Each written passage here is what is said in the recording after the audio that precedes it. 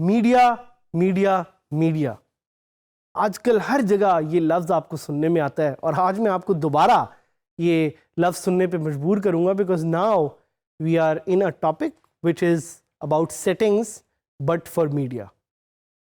क्या आपको याद है कि मीडिया सेटिंग्स क्या है या मीडिया सेटिंग्स कैसे काम करती हैं? I mention media to you once but that was called a media library. Media library क्या होती है?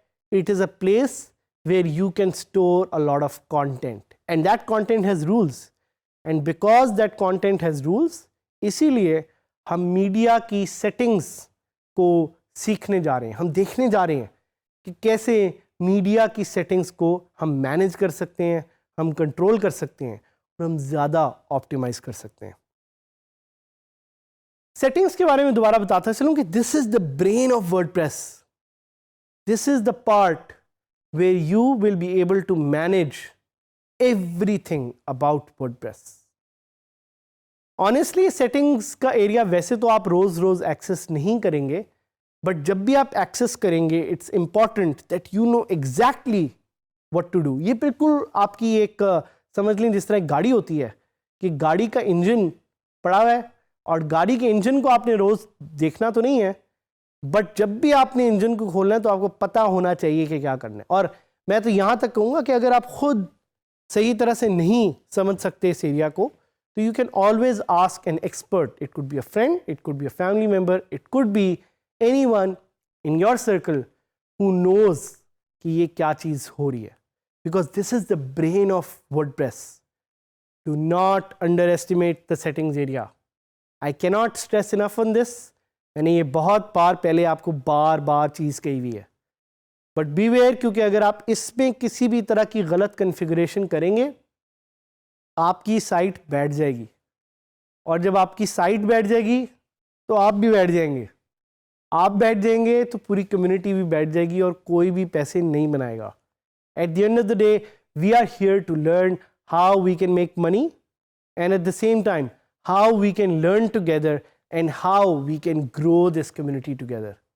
सेटिंग्स को आराम से सोचें, समझें, दोस्तों के साथ डिस्कस करें, बैठें, फिर इस पे अमल करें। अब बात करते हैं मीडिया सेटिंग्स के बारे में। क्या है मीडिया सेटिंग्स? मैंने आपको बताया अभी कि media settings is the area through which you can edit settings for the media library. Media library कैसे बिहेव करती है, उसके ऊपर इमेजेस क्या हैं। So the media settings define the default image sizes that are created when an image is uploaded. WordPress पे क्या होता है? जैसे WordPress पे आप एक इमेज अपलोड करते हैं, WordPress through its machine learning sees कि इस इमेज के कौन कौन से पोर्शंस बनाने हैं, कौन कौन से सेगमेंट्स बनाने हैं, कौन कौन से साइजेस बनाने हैं, एंड बेस्ड ऑन दो sizes it provides you the option कि आप इमेज को लार्ज सिलेक्ट कर सकें, स्मॉल सिलेक्ट कर सकें।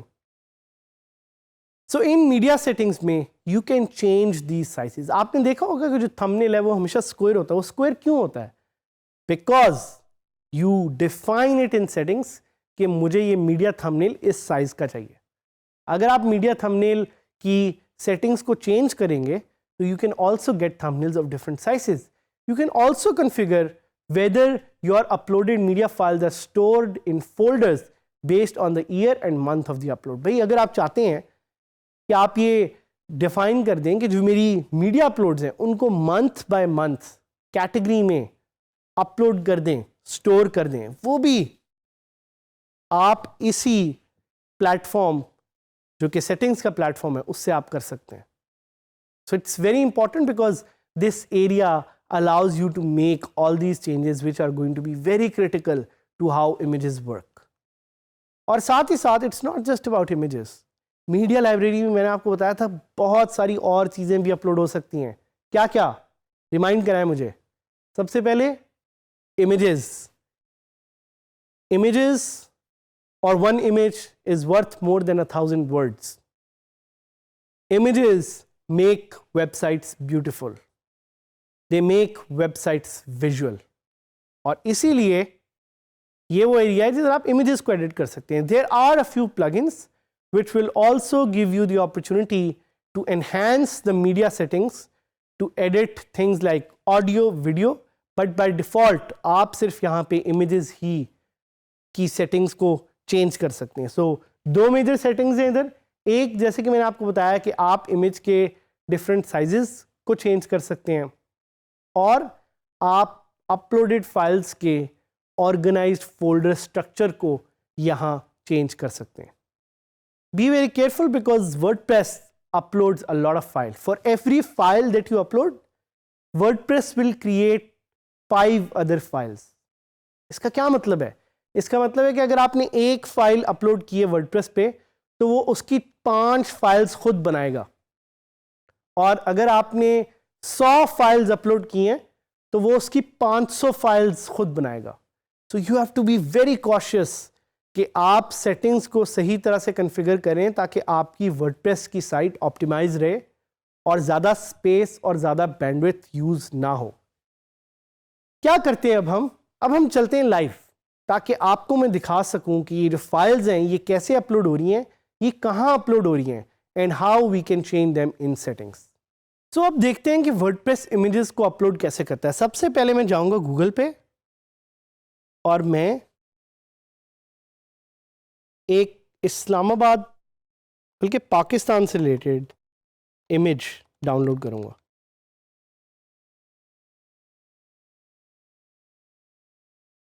तो I think this image is really beautiful. तो मैं क्या करता हूँ, I will just download this and save this. अब मैं जाऊंगा अपनी वर्डप्रेस साइट पे और मैं मीडिया लाइब्रेरी पे इस इमेज को अपलोड करने की कोशिश करता हूँ.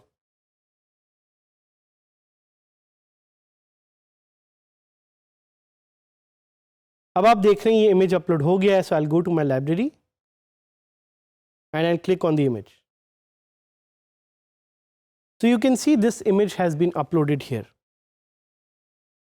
But something interesting that WordPress doesn't show you is for every image it uploads 5 different separate images जो कि different sizes के हैं. इसको लाइव दिखाने के लिए I'll create a new post and add media करके. अब आप देखें कि इस इमेज को मैं सिलेक्ट करूंगा. अगर मैं इसका थंबनेल सिलेक्ट करूं तो वो छोटे साइज में आएगा. अगर मैं इसका मीडियम साइज सिलेक्ट करूं तो वो किसी और साइज में आएगा. This shows you कि WordPress uploads media files in different sizes.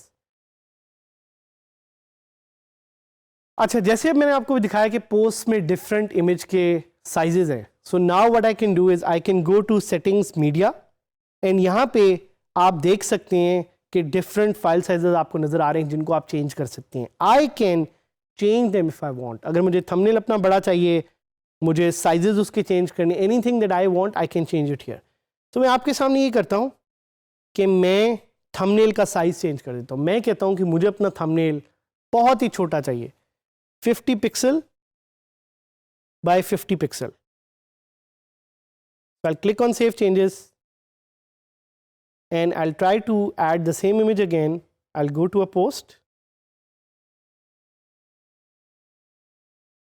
add media पे मैं जाऊँगा. मैं पुराने इमेज को डिलीट कर रहा हूँ और मैं आपके सामने अब एक नया इमेज करने लगा हूँ upload with the new settings. So जैसे ही मैं ये न्यू सेटिंग्स के साथ इमेज को अपलोड करूंगा, थंबनेल नाउ सेज कि 50 बाय 33 का उसने एक थंबनेल क्रिएट कर दिया. I click on insert post and now you will see कि वो चुन्ना मुन्ना सा छोटा सा जो थंबनेल है वो वहाँ पे आ गया. सो सेटिंग्स से मैं इसको इनेबल डिसेबल कर सकता हूँ, चेंज कर सकता हूँ. I would encourage you to do this as well. दोबारा जाते हैं सेटिंग्स मीडिया पे और यहाँ पे एक लास्ट ऑप्शन है, वो है organise my uploads into month and year based folders. I would highly suggest कि अपनी साइट को ऑप्टिमाइज रखने के लिए आप इसको इनेबल रखें. एक और प्लगइन है जिसका नाम है ऑटो जनरेट थंबनेल्स. इस प्लगइन के बारे में मैं आपको इसलिए बता रहा हूं कि ये प्लगइन आपको अलाउ करेगा to create thumbnails of old posts या पुरानी इमेज लाइब्रेरी में से आप थंबनेल्स को रीजनरेट कर सकते हैं based on the new settings that you have done. ये याद रखिएगा जब आप सेटिंग्स अपलोड करते हैं सो रेट्रोस्पेक्टिवली सेटिंग्स नहीं अप्लाई होती, पुरानी पोस्ट या इमेजेस पे settings are not applied, they are only applied to future images. So using this plugin, you can actually regenerate thumbnails. This was the focus of our lesson, to teach you how to use the media settings, क्योंकि इन settings की वजह से आप अपनी website पे 4 चांद लगा सकते हैं. Keep learning with us, be a part of our community and keep sharing all that comes to you. जो भी questions आपके ज़हन में हैं, कोई comments हैं, suggestions हैं, ताकि हम मिल के आगे बढ़ सकें.